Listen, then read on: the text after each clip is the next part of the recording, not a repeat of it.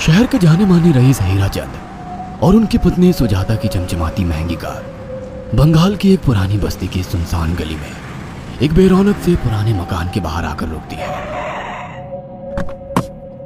सुजाता, ये तुम मुझे किस जगह लेकर आई हो? ये तो कोई गरीबों की बस्ती लगती है, यहाँ ऐसा क्या है? हीराचंद के कुछ भी समझ में नहीं आ रहा था कि सुजाता उसे ऐसी अजीब सी जगह क्यों लाई है, जिस मकान में दिन में भी अंधेरा दिख रहा था और धुआं उठ रहा था। आप मेरे साथ अंदर चलिए, सब समझ जाएंगे। यहाँ हमारी हर समस्या का समाधान मिलेगा। सुजाता और हीराचंद आशंकित कदमों से उस मकान में दाखिल होते हैं। तभी उन्हें किसी महिला की बाहरी आवाज सुनाई पड़ती है। चले आओ, चले आओ। हीराचंद ने देखा कि उस मकान के अंदर अंधेरा था। अचानक हीराचंद की निगाह एक कमरे की ओर पड़ी, जिसके अंदर हल्की हल्की सी रोशनी आ रही थी और उस कमरे के अंदर से धुआं उठ रहा था। शायद उस कमरे के अंदर आग जल रही थी। ये किसकी आवाज है? यहाँ इतना अंधेरा क्यों है और ये धुआं कैसे उठ रहा है? मेरा तो यहाँ दम घुट रहा है। सुजाता और हीराचंद धीरे धीरे कदमों से उस कमरे के अंदर चले गए। अंदर वाले कमरे में बिखरे बाल वाली एक खूबसूरत सी बूढ़ी औरत सामने जल रही आग में एक मुर्गी की गर्दन काटकर उसका खून गिरा रही थी और मुर्गी का शरीर छटपटा रहा था। ये देखकर सुजाता को उबकाई आने लगी। हीराचंद ने सुजाता की ओर देखकर कहा, तुम ही मुझे यहाँ लेकर आई हो और खुद ही घबरा रही हो। कौन है ये भयानक सी शक्ल वाली औरत और हम यहाँ क्यों आए हैं? अचानक उस औरत ने एक झटके में मुर्गे की गर्दन धड़ से अलग कर दी। ये देखकर सुजाता के मुंह से चीख निकल गई और सेठ हीराचंद भी सहम गया। वो बहुत डरावना नजारा था। ये अघोरा ताई हैं। ये हमें अपनी काली तंत्र विद्या से संतान सुख प्रदान कर सकती हैं, इसलिए मैं आपको यहाँ लेकर आई हूँ। कैसी बात करती हो? जहाँ बड़े से बड़े डॉक्टर सफल नहीं हुए, वहाँ ये मामूली औरत क्या कर लेगी? हीराचंद की बात सुनकर अघोरी ताई ने गुस्से से हीराचंद की ओर देखकर कहा, नादान हीराचंद, काली विद्या में इतनी शक्ति है कि मरे को भी जिंदा कर दे। संतान पैदा कराना कौन सा मुश्किल है? तुम्हें मेरा नाम कैसे पता? क्या तुम सच में हमें संतान सुख दिला सकती हो? तुम जितनी दौलत मांगोगी मिल जाएगी, अगर ये संभव है तो। संतान का नाम सुनते ही हीराचंद की आंखों में चमक आ गई। वह संतान के लिए कुछ भी कर सकता था। तुम लोगों को मुझे एक नवजात शिशु लाकर देना होगा। मैं उस शिशु की बलि चढ़ा दूंगी और फिर वही शिशु तुम्हारे घर में फिर से जन्म लेगा। नवजात शिशु की बलि का नाम सुनते ही सुजाता और हरिचंद डर के मारे सिहर गए, पर उनकी आंखों में उनकी संतान का सपना ज्यादा बड़ा था। वह सब करने को तैयार थे। अघोरा ताई, आप जैसा कहेंगे हम वैसा करेंगे, बस हमें संतान सुख दिला दो। बिना वारिस के हमारी दौलत किस काम की?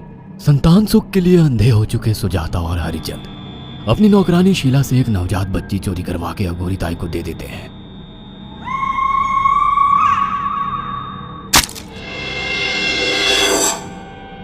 उस शिशु की बलि से सुजाता गर्भवती हो जाती है। देखा आपने अघोरा की तंत्र शक्ति, मुझे उस पर पूरा भरोसा था। चलो चलकर उन्हें धन्यवाद कहते हैं। हीराचंद और सुजाता अघोरा ताई के पास पहुंचते हैं। वो दोनों बहुत खुश थे और अघोरा पर उन्हें अंधविश्वास हो गया था। अघोरा ताई, आप महान तंत्रिका है। आपने वो चमत्कार कर दिखाया जो बड़े बड़े डॉक्टर नहीं कर सके। ये काली विद्या है बेटा।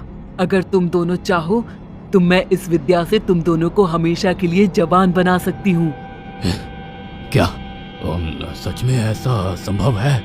हाँ बिल्कुल, पर इसके लिए तुम्हें जवान लड़के और लड़कियों की बलि चढ़ानी होगी। तुम उन्हें यहाँ तक लाओ, बाकी मैं देख लूंगी। जवान रहने की लालच में अंधे सुजाता और हरिचंद एक अनाथ आश्रमों से हर रोज एक लड़की या लड़के को गोद लेने के बहाने अघोरी के पास बलि चढ़ाने ले जाने लगे। और एक दिन अघोरी ताई ने हीराचंद और सुजाता से इंसानी मांस खाने को कहा। पूरी तरह से इंसान से हैवान बन चुके अब वो दोनों इंसानी मांस खाने के लिए तैयार भी हो गए। ये गर्म खून और मांस खाकर तुम लोगों की उम्र भी बढ़ जाएगी। खाओ इसे। हाँ, सच में ये इंसानी मांस बड़ा स्वादिष्ट है। अघोरा ने अपनी बातों में फंसाकर सुजाता और हरिचंद को नरभक्षी बना दिया था। वो तीनों हर दिन बलि चढ़ाकर खून पीकर मांस खाने लगे। नौकरानी शीला भी नए शिकार लाने में उनकी मदद करती थी, मगर एक दिन शीला को शिकार नहीं मिला। मेम साहब, आज एक भी शिकार हाथ नहीं लगा और मैं बहुत थक गई हूँ और घर जाकर थोड़ा आराम करना चाहती हूँ। कोई बात नहीं शीला, एक छोटा सा काम है, तुम हमारे साथ चलो, लौटते में हम तुम्हें घर छोड़ देंगे। जी मेम साहब। शीला नहीं जानती थी कि शिकार नहीं मिलने से सुजाता और हरिचंद अंदर से बौखला गए थे और उनके दिमाग में एक शैतानी चाल चल रही थी। सुजाता, ये बेहोशी की दवा है। शीला के कार में बैठते ही तुम उसे सुंघा देना। आज हमें इसी की बलि देनी होगी। इसने हमारे यहाँ का बहुत खाना खाया, अब हम लोग इसे खाएंगे। वैसे भी ये आगे चल के हमारे लिए खतरा बन सकती थी। कार में बैठते ही सुजाता शीला को बेहोश कर देती है और वो लोग सीधे अघोरी ताई के यहाँ पहुंच जाते हैं, जहां अघोरी ताई शीला की बलि चढ़ा देती है और तीनों मिलकर उसे नोच कर खाते हैं। अघोरी ताई, हमको बलि चढ़ाते हुए पूरा 1 साल हो गया है। हमारा बेटा भी साल भर का हो चुका है। अब और कितनी बलि देनी होगी? बस एक आखिरी क्रिया और बची है, उसके बाद तुम दोनों हमेशा के लिए जवान हो जाओगे। कैसी क्रिया अघोरा ताई? 3 दिन बाद सूर्य ग्रहण है। हमें पास के घने जंगल में एक विशेष क्रिया करनी होगी। उसके बाद तुम लोग कभी बूढ़े नहीं होगे। कितना अच्छा होगा, हम हमेशा जवान रहेंगे और सालों साल तक अपनी दौलत से ऐश करेंगे। हाँ, सच कहा। अघोरा ताई ने हमारे हर सपने पूरे कर दिए। 3 दिन बाद बंगाल के बियाबान जंगल में कोहरे और ओस से भीगे पेड़ों के बीच एक घने बरगद की बेलों पर कटे इंसानी सिर लटक रहे थे, जिसमें से खून टपक रहा था। काले जादू का सामान भी रखा था। कितनी भयानक जगह है ये, हर तरफ कटे हुए सर लटक रहे हैं। थोड़ी देर में सब समझ जाओगे। बैठ जाओ और मेरे साथ ये मंत्र दोहराओ। ओ, अघोरा, ये किन लोगों की कटी हुई गर्दनें हैं? आप यहाँ क्या करने वाली हो? हीराचंद की बात सुनकर अघोरा जोर जोर से हंसने लगी और उसने एक शैतानी हंसी हंसते हुए हीराचंद की ओर देखकर कहा, तुम जैसे ही लोगों ने अपनी इच्छाओं को पूरा करने के लिए इन लोगों की बलि चढ़वाई है और फायदा उठाया है। अब तुम दोनों आंखें बंद करके यहाँ बैठ जाओ और मेरे साथ मंत्रों को दोहराते जाओ।